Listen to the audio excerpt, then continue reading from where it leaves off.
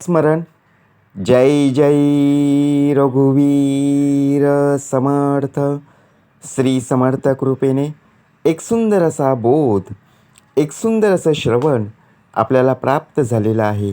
या श्रवणाच्या माध्यमातून उत्तमचं सामर्थ्यसुद्धा समर्थांनी प्राप्त करून दिलेलं आहे. बघा, प्रत्यक्षपणे भाग कसा दिलेला आहे, नक्कीच श्रवण करूया. समर्थ म्हणाले, आयुष्यात ज्याप्रमाणे आपण एकमेकांवर प्रेम करत असतो, त्या प्रेमाच्या आठवणी बघा शेवटपर्यंत आपल्याला लक्षात राहत असतात. समर्थ म्हणाले, आयुष्यभर आपण कोणासाठी थांबलो, ज्याप्रमाणे कोणीतरी आपली वाट पाहत होता, किंवा बघा कुणीतरी असल्याचा आनंद म्हणजे प्रेम. जेव्हा आपण लहान होतो तेव्हा प्रत्यक्षात लहानपणापासूनच बघा जन्माला आल्यापासून आई-वडिलांनी दिलेले संस्कार, त्यांचं आपल्यावरती असणारं प्रेम आणि प्रत्यक्षात आपल्या घरात येणारी जे शेजारी पाजारी असतील, नातेवाईक असतील, बघा प्रत्येकाचं प्रेम आपल्याला पाहायला मिळालं. परंतु तेव्हा आपल्याला काहीच कळत नव्हतं, बरोबर की नाही? परंतु जसजसं आपण मोठे होत गेलो ना, तसतसं लोकांचं प्रेमसुद्धा कमी होत गेलं आणि त्याचप्रमाणे लोकांचं बोलणंसुद्धा बंद झालं. मग प्रेम म्हणजे नक्की काय? प्रेमाच्या आठवणी या शेवटपर्यंत कशा राहतात? म्हणजेच शेवटपर्यंत लक्षात कशा राहतात?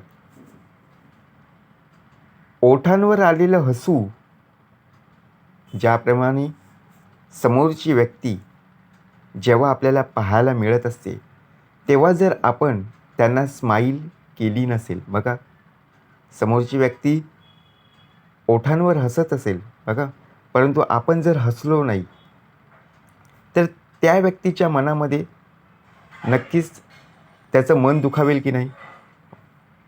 परंतु जीवापाड काळजी घेणारं जी माणसं असतात, ते समजून आपण घेतलं पाहिजे. कारण प्रत्येकाच्या आयुष्यात सुखदुःख आहेतच, परंतु प्रेम शब्द फक्त 2 शब्द, परंतु आयुष्यभर आपल्याला नक्कीच बघा, ज्याप्रमाणे आपल्या या देहासाठी आपण किती कष्ट केलेले आहेत, आपल्या आईवडिलांनी घेतलेले कष्ट याची जाणीव करून देणार आहे. कारण भेटून निघताना हातात घेतलेला हात काही केल्या सोडत नाही. कारण विचार जर आपण केला, आपल्या घरामध्ये जर कोणी नातेवाईक आले, त्यांचं आपल्यावरती असणारं प्रेम आणि आपलं त्यांच्यावरती असणारं प्रेम, काही गोष्टी अशा सांगून जातात की बघा, प्रत्यक्षात कितीतरी दिवसांनी ती व्यक्ती आपल्या जवळ आलेली असते. हातात घेतलेला हात बघा काही केल्या सोडत नाही आहे. कारण का? माहीत असतं ना, पुन्हा भेट होईपर्यंत तो स्पर्श पुन्हा भेटणार नाही. विचार कर. समर्थ म्हणाले, प्राणी मात्रांवर दया करावी. का पशुपक्षी गुणवंत हो? आपल्या घरामध्ये असणारे पाळीव प्राणी असतील, त्यांच्यावर सुद्धा आपण जीवापाड प्रेम करतो. आपले आजूबाजूला असणारी जी झाडं आहेत, देवाने दिलेली उत्तम प्रकारे निसर्ग आहे, त्यांच्यावर सुद्धा आपण जीवापाड प्रेम करतो. कारण वचन देण्यापेक्षा आहे ना, ते शब्द खूप महत्त्वाचे आहेत. एखाद्याला आपण वचन देतो, परंतु दिलेलं वचन दिलेला शब्द, त्या शब्दाला जर आपला देह जागला नाही तर फार अवघड होऊन जात असतं. म्हणून दिलेलं वचन आयुष्यभर आपल्याला टिकवता आलं पाहिजे.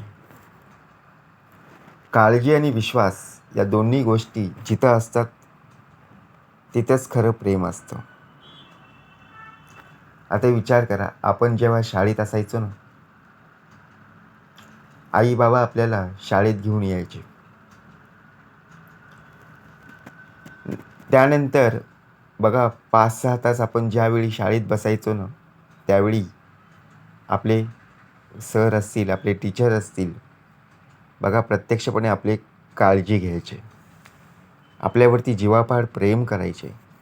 म्हणून आपल्याला बघा शिकत असताना खूप आनंद वाटायचा. कधी आपण अभ्यास केला नाही तर रागवायचे सुद्धा, पण पुन्हा प्रेमाने जवळ घेऊन बघा आपल्याला सांगायचे, बाळा असा अभ्यास कर. बरोबर आहे की नाही? मग हे असणारं प्रेम जगायला उभारी देत असतं. पण विचार करा, जर आपण एखाद्या व्यक्तीला आपण बोलत असताना ज्यावेळी एखादा शब्द चुकला की बघा अर्थ वेगळा निघतो. म्हणून समजून जा. आठवणी आपल्या कायम शिल्लक राहत असतात.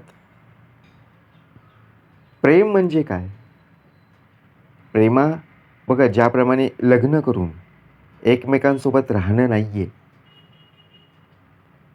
एकमेकांचं न होताही एकमेकांच्या सुखदुःखात आधार बनून शेवटपर्यंत साथ देणं म्हणजे खरं प्रेम. लक्षात ठेवा. ज्याप्रमाणे आपल्या आई-वडिलांचं आपल्या मुलांवर, आपल्या मुलींवर जेवढं प्रेम असतं ना, त्यासारखं कोणीही करू शकत नाही आहे.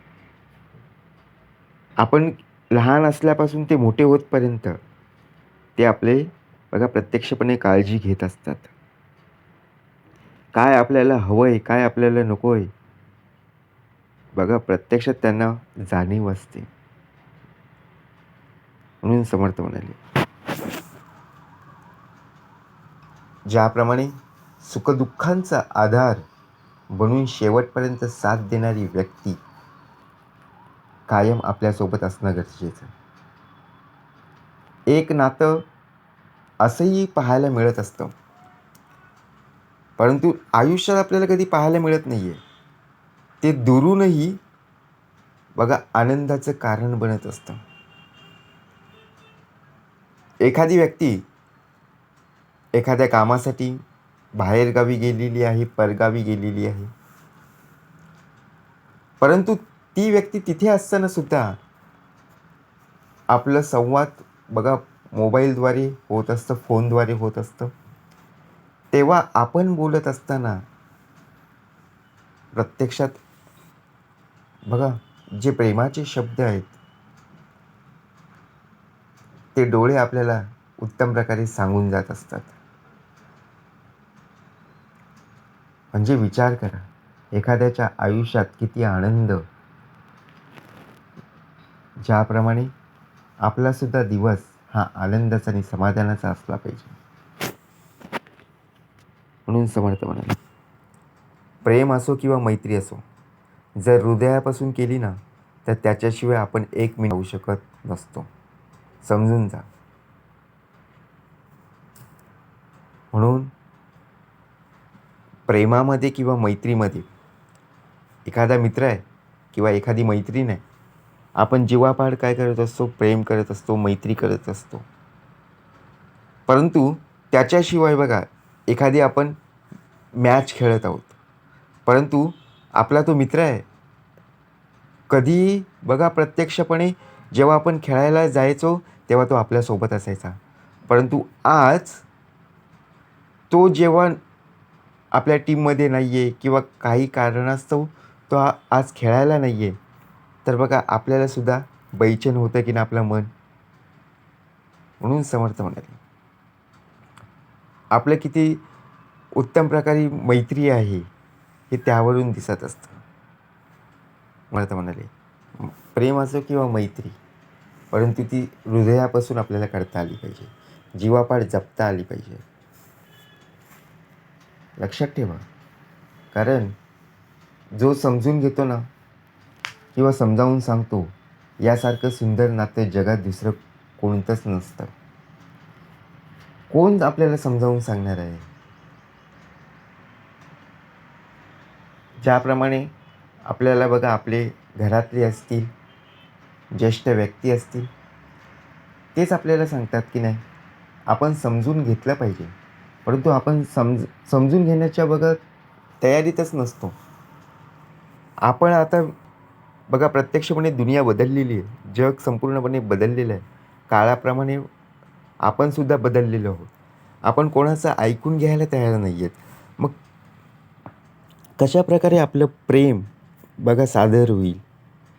प्रेमाचे 2 शब्द आपण बोलले गेले पाहिजेत. जर आपण रागाने बोललो, तर रागामध्ये प्रेम दिसेल का? नाही ना. एखादा शब्द आपल्या मुखाद्वारे बाहेर पडला, त्या शब्दामुळे तुमच्या जीवनात आनंद प्राप्त होईल का? नाही होणार. म्हणून समर्थ म्हणाले, बोलताना सुद्धा उत्तमपणे बोलणं खूप गरजेचं आहे. कारण ज्याप्रमाणे सुंदर नातं किंवा जी व्यक्ती तुमच्यावर खूप प्रेम करत असते, ती तुमच्यावर खूपदा चिडेल. आयुष्यात असंच होतं. पण तुम्हाला कधीच सोडणार नाही. आता विचार करा. आपण लहानपणापासून आई-वडिलांच्या सोबत राहिलो की नाही? बरोबर?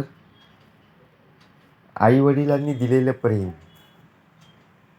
आई-वडिलांचे असणारे शिकवण, संस्कार,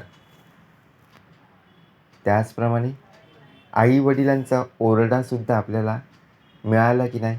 नक्कीच मिळाला. आई-वडील बघा, आपल्याला एखाद्या क्षुल्लक कारणावरून चिडलेसुद्धा, परंतु त्यांनी आपल्याला कधी घराबाहेर काढलं का? नाही ना. कधीच नाही. जेव्हा आपली मस्ती किंवा बघा प्रत्यक्षात एखादा कारण असायचा की ज्यावरून आपण चुकलेलो आहोत, ते आपल्याला सांगायचे की पुन्हा अशी चूक करू नकोस. पण आपली साथ कधी सोडणार नाही. हे खरं प्रेम आहे. आपण काय करत असतो? आपली मुलं ऐकत नाही आहेत, आपल्या मुली ऐकत नाही आहेत. मग आपण काय करतो? बरोबर की नाही? आपल्यातला जो राग आहे, तो आपण उत्तम प्रकारे काय करत असतो? त्यांना सांगण्याचा प्रयत्न करत असतो. बरोबर की नाही? रागाने सुद्धा बोलतो, परंतु नंतर त्यांना जवळ घेऊन सांगतो की नाही? म्हणून हीच ती शिकवण असते. जी व्यक्ती तुमच्यावर खूप प्रेम करते, त्यांना उत्तम प्रकारे बघा त्यांच्या आयुष्यात कधी सोडून जाऊ नका. जीव लावलेल्या व्यक्तीला एक दिवस न बोलल्याने काय त्रास होतो, हे फक्त त्यालाच कळू शकतं. एखादी व्यक्ती आपल्याशिवाय राहू शकत नाही आहे किंवा आपण एखाद्या व्यक्तीपासून दूर जाऊ शकत नाही आहे. तेव्हा ते खरं नातं, खरं ते प्रेम आपल्याला तेव्हाच कळेल. म्हणून समर्थ म्हणाले, प्रेम असं असावं, मी देवाचा आणि देव माझा. माझ्या अंतरी असलेला जो भगवंत आहे ना, तो माझी उत्तम प्रकारे 24 तास बघा उत्तम प्रकारे सेवा करत आहे. मग त्याच प्रकारे मी सुद्धा माझ्या भगवंतासोबत बघा अखंड नामस्मरणामध्ये असणं खूप गरजेचं आहे. जय जय रघुवीर समर्थ.